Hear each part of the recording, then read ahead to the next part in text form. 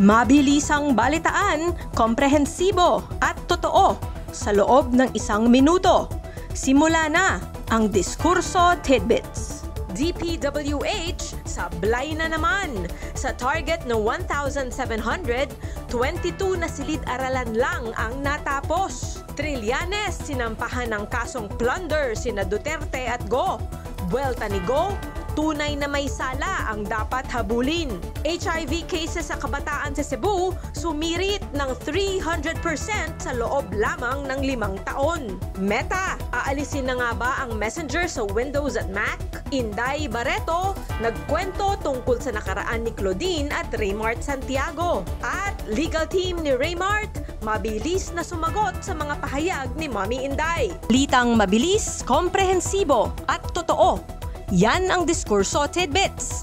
Basahin ang tungkol sa lahat ng yan at sa marami pang ibang nakatutuwa at makabuluhang balita sa diskurso.ph.